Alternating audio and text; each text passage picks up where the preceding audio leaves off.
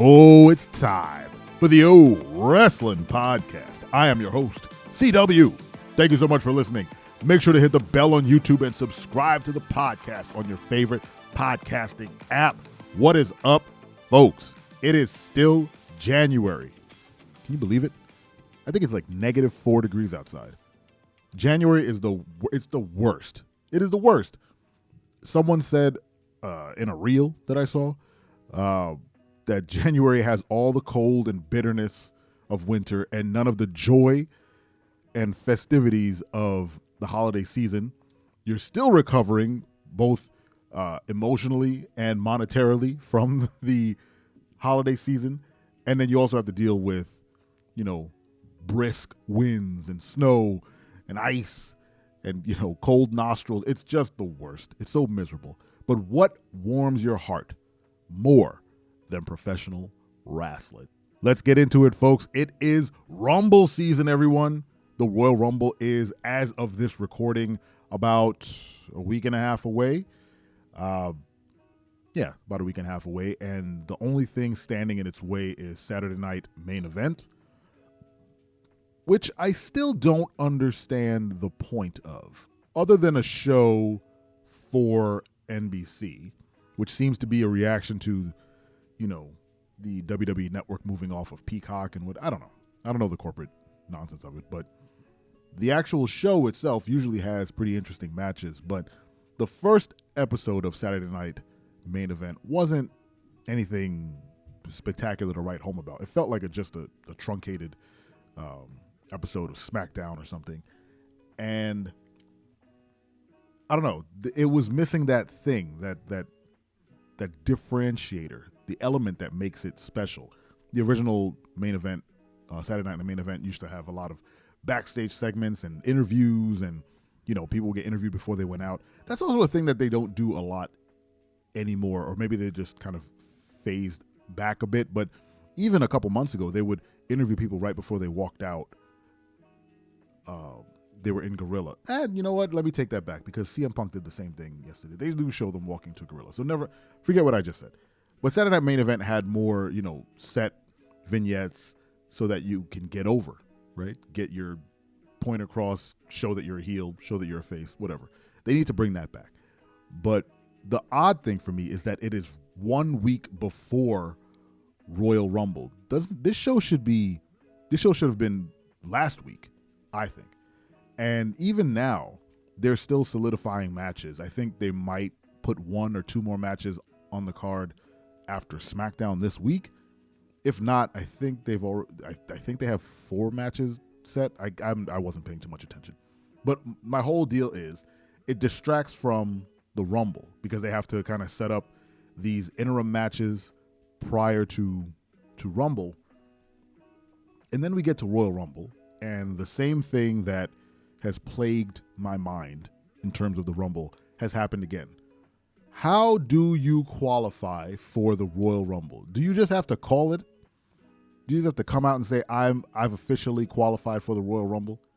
Have you noticed that over the decades that the Royal Rumble has been in play, there's no set way to enter the Royal Rumble? A couple years there were qualifying matches that seemed to, come out of nowhere. Back in the day, there was the fun lottery where you would come in and, you'd pick your number to see where you were in the Royal Rumble, which was fun. Fun backstage vignettes. Some of the best Eddie Guerrero stuff happened with him, switching the number with Ric Flair. People's reactions to their number, you get to see like, oh, I wonder what number he is. And then they would come out in a really awkward number, and you're like, why were they so happy about this? It was a fun gimmick to get into the Royal Rumble.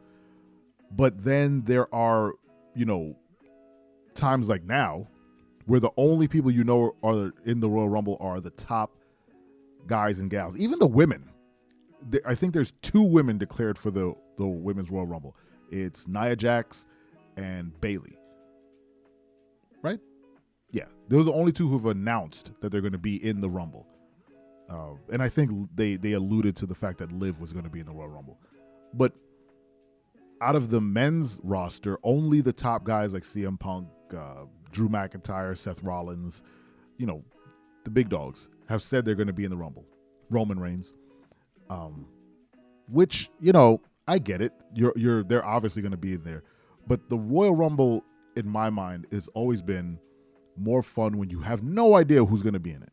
There are obvious choices, but sometimes you just want to be surprised.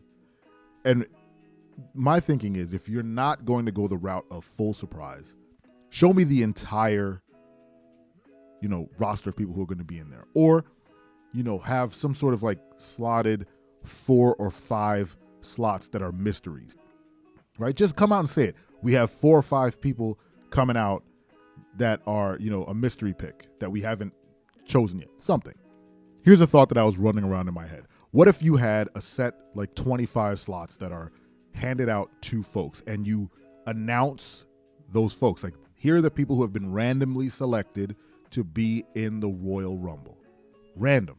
Then you can put whoever the hell you want in, 25 roster picks in there. And the best part is, pick people who fans would say, why the hell would they be in the Royal Rumble? Why would you ever put that person in the Royal Rumble? And it's like, it was random. It was random slots, 25 folks. Here's the 25 slots that have been picked. These 5 slots are, mystery slots that we're not going to, these 5 individuals are set in the Rumble. Here's the 25 random slots. If you want in on the Royal Rumble, there will be, 25 matches that we're putting on before the Rumble where the entry, the people who got the slot have to defend their slot. If they lose the match, they have to give up their slot to the person they lost to. And the same thing happens. Like, if they lose that match, they can challenge back for that match, or someone else can challenge that person to get their slot. And you see, now there's this like, I have a slot, but I have to defend it, right? Like, oh my gosh, there's like 3 weeks until Royal Rumble, and that means I have 3 opportunities to lose my slot in Royal Rumble. So you get to see how people, compete, how they, advance their heelness, how they advance their babyface status, how they, lie, cheat, and steal their way to get into the Royal Rumble with their slot. And then the 5 like solidified slots, you can do whatever you want with them. They can be surprise entrants, they can be whatever. But this whole like, I'm declaring for the Royal Rumble, then if that was me, if I was just like if I was like Dante Chen on NXT, I'm declaring for the Royal Rumble. I'm just going to come out with a microphone and say, I'm declaring for the 2025 Royal Rumble. And everybody's like, what? Why? He's like, because there doesn't seem to be any rules around this. I can do whatever I want. I'm declaring. I'm going to it. I think I did an episode about this already, but it's something that does bug me a bit. There's no structure around the Royal Rumble. And just to not beat a dead horse, I'm hoping that this Royal Rumble is better than last year's, because last year's was very pedestrian. Obviously, it was a vehicle to get Cody back into the Rumble main event, or the Mania main event, to challenge Roman, to finish the story, all that jazz. That's great. This has to be like a fun Rumble. They need to do some fun stuff. Bring in people. I think there's rumors that a TNA star is going to be in the Royal Rumble, probably Joe Hendry. I think, what's her name? Jordan Grace might be showing up. Charlotte, Becky, Alexa Bliss might show up. Like, there is still some mystery to this year's Rumble that I'm excited for on both the men and the women's side. And then the Cody versus Kevin Owens saga is actually getting really fun, mostly thanks to Kevin Owens and his just unhinged, delusional persona that he's been picking up, especially after Raw last night, where you thought he was going to come out and attack Sammy, but he went the empathetic route, which adds a whole new layer to his character and his position as, one of the top heels in the company now. So I'm very intrigued by that match. Hopefully Kevin Owens wins. I got my fingers crossed. Kevin Owens needs to win so he gets to carry around that Winged Eagle belt. And it gives Cody a fight for Mania. Something to fight for, a mountain to climb, which is something Cody desperately needs. That's it. Thanks for listening, and don't you ever forget. I'm your friend, but if I ever see you in the ring, I can beat you. Don't you know? Yeah, yeah, yeah.